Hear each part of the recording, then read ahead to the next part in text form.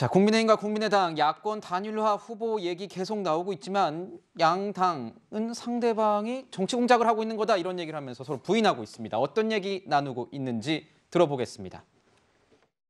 저는 안철수 후보와의 단일화를 생각하기 이전에 저희가 당내에서 지금 추진하고 또 해야 될 일이 있습니다. 저는 홍준표, 유승민 이 두 분이 선거를 각자의 영역에서 각자가 자신 있는 분야에서 도와주시는 것만으로 안철수 대표와의 모호한 단일화보다는 훨씬 더 큰 성과가 날 것이다.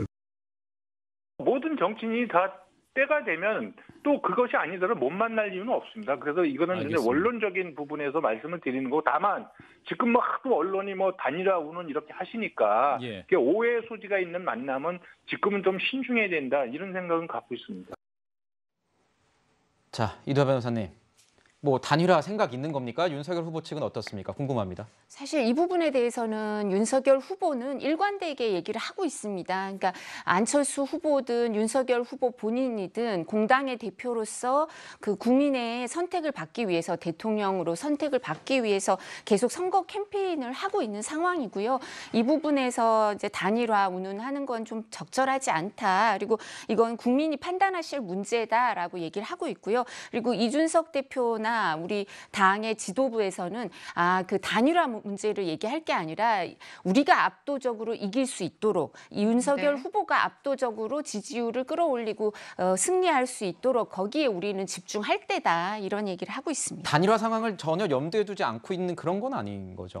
저희가 얘기할 수 있는 단계가 전혀 아니라는 거죠. 그렇죠. 이제 국민이 선택하실 거라는 거죠. 국민이 또 국민들이 힘들겠어요. 이거 계속 지켜봐야 되는군요. 네. 네, 교수님의 생각도 궁금한데요. 사실 이제 어제 김종인 전 위원장의 인터뷰를 보면은 자꾸 단일화를 언급하면 윤 후보 지지도에 상당한 영향을 줄 수 있다. 그러니까 단일화 프레임에 말려들 수 있다는 취지로 해석을 했던데 교수님의 견해는 어떠신지요? 김종인 전 위원장 얘기는 단일화가 그렇게 쉽지 않다는 거죠. 본인들의 어떤 욕심, 그리고 단일화 과정을 관리할 사람이 마땅치 않다, 뭐 이렇게 지적을 하고 있는데, 사실은 두 후보 모두 단일화의 필요성은 굉장히 커요. 뭐 어떻게 하든 단일화하지 않으면 질 가능성이 매우 높기 때문에 이런 노력은 필요한데, 선뜻 먼저 나서는 자가 사실은 주도권을 상실할 가능성이 매우 높거든요. 먼저 나서는 자가 내가 아쉬우니 해달라고 하는 거다, 이런 프레임이 될 수 있거든요. 그렇죠. 그런 어떤 프레임 속에 갇히기 싫으니까 먼저 좀 꺼내달라, 뭐 이런 얘기를 하고 있는데, 사실 윤 후보 같은 경우는 시인도 부인도 잘 안 해요. 그러니까 뭐 하고 싶은 그런 욕심이 있다는 것을 언뜻 내비치는데, 안철수 후보 같은 경우는 안 한다는 얘기를 아주 강력하게 합니다. 그런데 우리가 그 말을 믿을 수가 있느냐는 것이죠. 왜냐하면 지난 재보선으로 가면 서울시장 선거 때 뭐라고 얘기했냐면 절대 대통령 후보 안 나온다 그랬어요. 네, 그렇죠. 말 바꿨습니다. 이번에도 지금 50일 정도 남았는데 바꿀 가능성이 뭐 없다라고 얘기하기는 어렵잖아요. 그러니까 지금 두 분 다 사실 필요성이 있다 그러면 그냥 단일화하고 싶다, 할 것이다, 이렇게 얘기하는 것이 국민에 대한 도리지, 며칠 남지도 않았는데 우리는 안 한다 하고 하다가 또 하고, 이런 당혹감을 왜 줍니까? 국민에 대한 도리가 아니다, 이렇게 생각합니다. 네, 홍준표 의원이 또 이런 얘기를 했죠. 본인 이제 SNS에 요즘 부쩍 얘기를 많이 하고 있습니다. 아까 뭐 조국 전 장관 이런 얘기를 하면서 뭐 조국 수홍 논란이 경선 때 있었는데 오늘 아마 방송이 되면 좀 다른 이런 내용이 나오지 않겠냐, 이런 얘기도 올렸고, 여기 단일화 관련해서는 97년도 대선 얘기를 하면서 이 이회창 후보 자녀 병역 의혹과 이인재 후보의 단일화 난제가 결국 대선 패배로 이어졌다. 그러니 윤석열 후보 처가비리 안 후보와의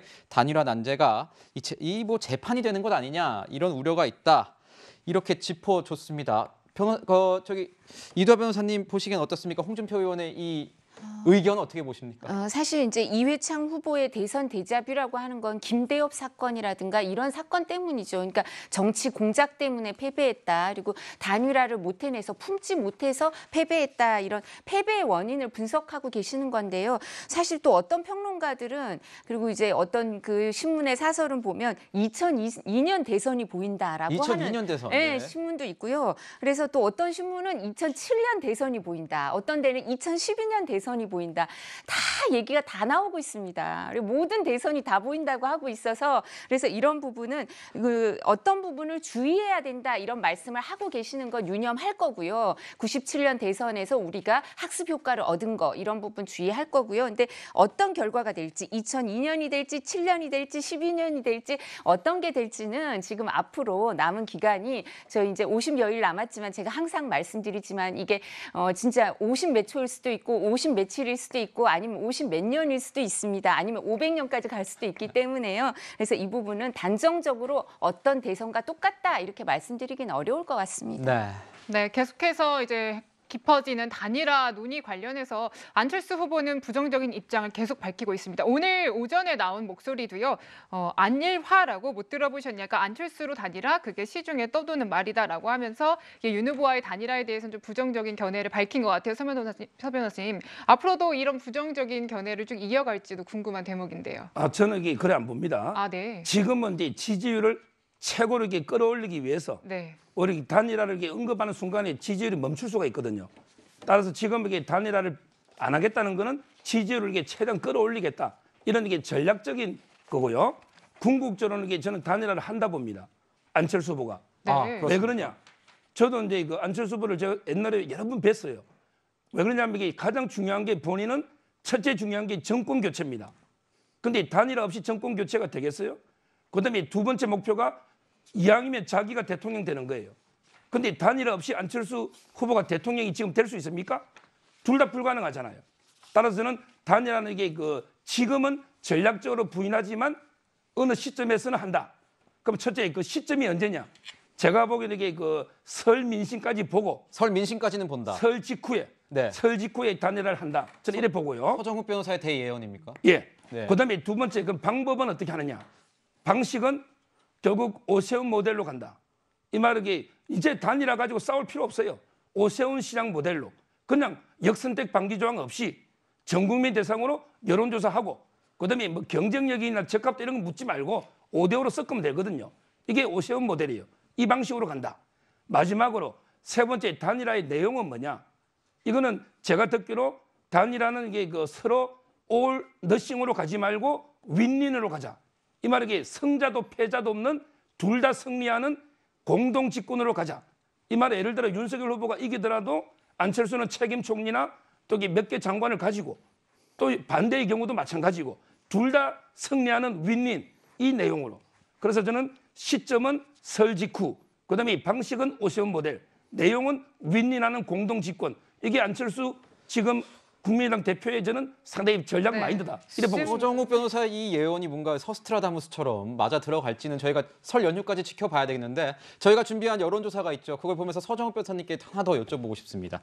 자, 이재명 후보, 윤석열 후보 가상 양자 대결입니다. 자, 이 내용 보시면 뭐 38.5, 46, 33.8대 47.3 가상 양자 대결이라는 점 말씀드리겠고요. 서정욱 변호사님 아까 중간에 말씀하실 때 설 민심까지는 보겠다. 이게 혹시 그 사이에 이 김건희 씨의 녹취록과 관련된 어떤 여론의 변화 그런 것도 지금 살펴보고 있을까요? 야권 후보로는 오히려 안철수 후보가 더 나을 수 있다라는 것이 이 김건희 씨의 녹취록 방송 이후에 더 뭔가 증폭될 수 있다. 이런 걸 좀 염두에 두고 있을까요? 그렇죠. 결국 이제 안철수 후보는 단일화되면 이게 본인이 유리하다고 보는 것 같아요. 지금은. 그런 게 왜 그러냐면 김건희 씨 녹취록이라든지 여러 가지 앞으로 돌발 변수가 나올 수가 있는 거고요. 그에 비해서 본인은 가족 프리미엄이라든지 반포퓰리즘 공약이라든지 본인에게 지지율이 특별하게 떨어질 건 없거든요. 본인이 판단하기에 그런 것은 거의 없는 것 같으니 그런 게 지켜보겠다. 이제 첫째 자신감 하나, 김건희 씨 문제라든지 이런 부분. 그다음에 두 번째 자신감이 바로 이게 역선택 방지 조항을 안 넣는 거예요. 그게 오세훈 모델이거든요. 전 국민을 대상으로 하면 아무래도 이게 여당 지지자들도 안철수 후보를 상대적으로 또 찍을 수가 있거든. 지금 여론조사나. 따라서 이제 그런 데서 자신감을 좀 보이는 게 아닌가 이래 보입니다. 네, 자 그럼 이쯤에서 단일화 상황을 가정한 3자 여론조사를 하나 더 살펴보면 좋을 것 같습니다.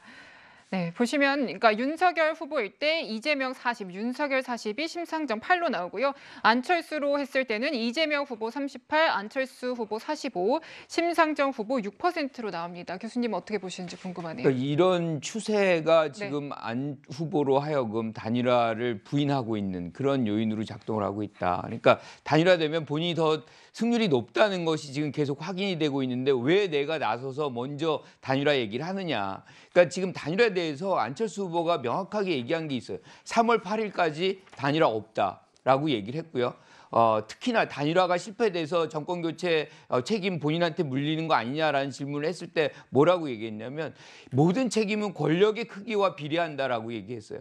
그러면 103명을 갖고 있는 지금 국민의힘의 책임이 더 큰 것이지 어떻게 나한테 책임을 물릴 수 있느냐는 얘기거든요. 그래서 단일화가 실패하거나 단일화가 아쉬운 부분도 모두 다 국민의힘이 더 그러하니 단일화하고 싶으면 국민의힘이 나서서 단일화 추진하면 그때 가서 생각해 보겠다. 뭐 저는 이렇게 계산을 하는데 어쨌든 제일 중요한 거는 단일화가 늦어지면 늦어질수록 안 후보에게 불리해요. 우리가 지난 대선도 그렇고 이번 재보선도 그렇고 이게 늦어지면 어떻게 되냐면 제1야당 후보 중심으로 표가 결집이 됩니다. 그렇군요. 그러니까 네. 어떻게 보면 지난 대선 때도 홍준표 후보가 지지율이 괜히 낮았어요.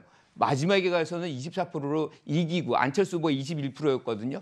이기고 승리로 이제 2등으로 끝납니다. 이번에 재보선 때도 사실상 초반에는 뭐 안철수 후보가 당연히 이 후보가 될 거라고 예상을 했지만 그것이 뭐 말미로 갈수록 오세훈 후보에게 제1야당 후보에게 몰리면서 이렇게 후보가 결정이 됐거든요.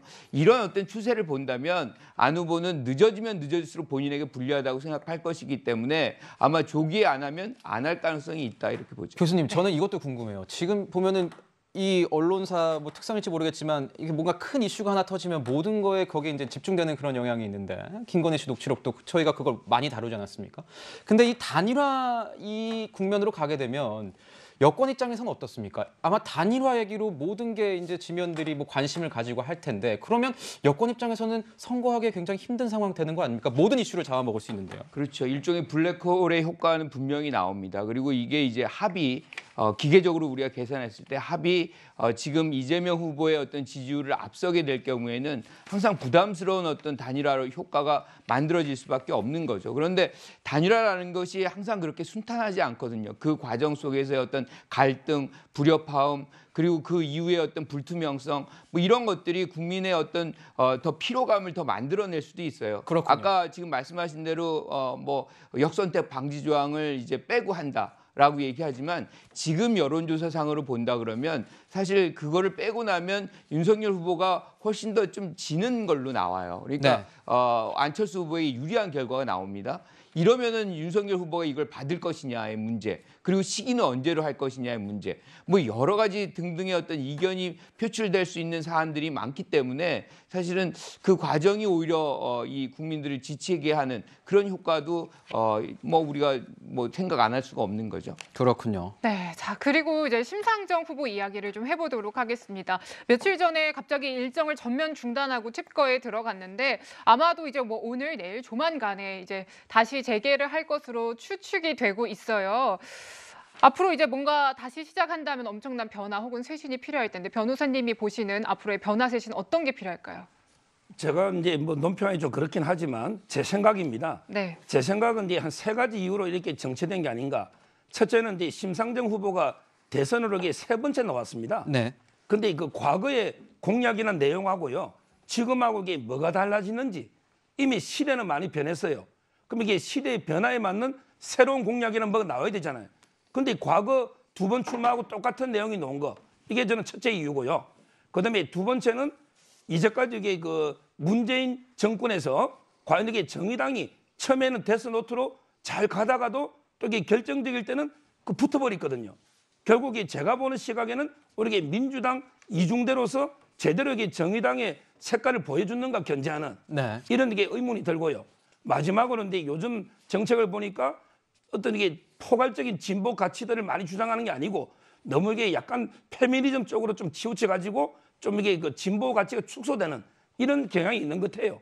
따라서 저는 지지율 회복이 쉽지는 않다 이런 봅니다. 네, 일부 정책과 공약에 대해서는 서정욱 변호사님의 개인적인 이런 판단, 평가도 있다는 점 말씀드리겠습니다. 네, 두 번째 순서에서는 안철수 후보의 상승세와 단일화, 심상조 후보의 행보까지 짚어봤습니다. 네, 저희가 나누긴 했지만 계속 여론조사 얘기로 나아가도록 하겠습니다.